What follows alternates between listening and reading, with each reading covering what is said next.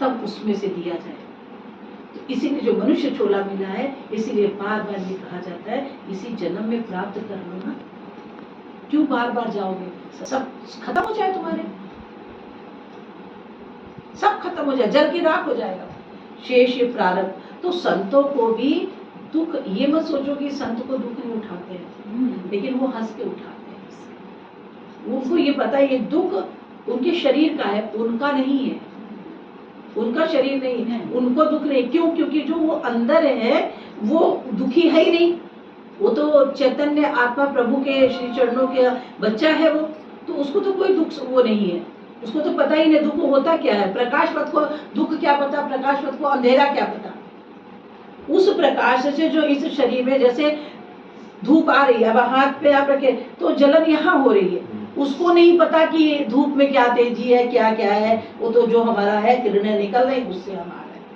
तो इसी तरीके से हम लोगों को भी, जो हम लोगों के जीवन का ये दुख है, तो संतों को भी दुख आता है। या रामकृष्ण परमहंस को कैंसर नहीं हुआ, विवेकानंद जी को कैंसर नहीं हुआ, कितने लोग, हमारे महाराज जी अभी गिर के कोमा में चले गए थे, लास्ट वेले में गए और चले गए।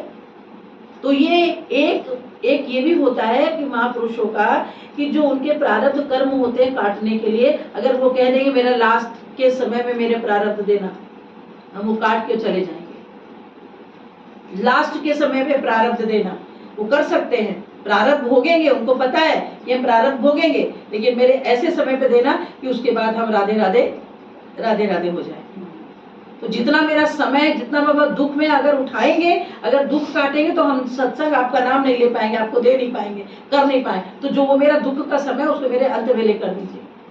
एक वो था ना, संत था कि आपको इतने जीवन में इतना कष्ट है, इतना कष्ट है, चाहे अभी ले लीजिए और चाहे थोड़ा थोड़ा करके लीजिए। उसने कहा कि नहीं, हम अभी लेंगे।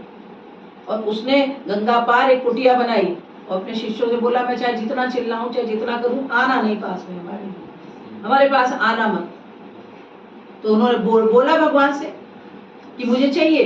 तो उन्होंने एक बार में जितना दुख मिलना था, ये था मौत तो नहीं होनी है, उससे मौत नहीं होनी है, समय आएगा तब मौत होगी, समय आएगा तब मौत होगी। अभी समय आया नहीं है, क्योंकि ये कहा गया है कि ये भोगना है, थोड़ा थोड़ा करके भोगना है। तो हम एक समय भोग ले तो मेरा जीवन इतना है कि नहीं है, समझ रहे हो ना हमारी बात, हमारा इतना जीवन है तो हम पहले ही भोग लेंगे, जितना कष्ट आएगा हम सब भोग लेंगे, क्योंकि अभी मरना नहीं है। तो सहन शक्ति भी देने वाला कौन है? वही। सहने वाला कौन है? वही। हम कहाँ हैं? हम दे आसक्त होके ये मान रहे हैं, बस यही दुख का कारण है।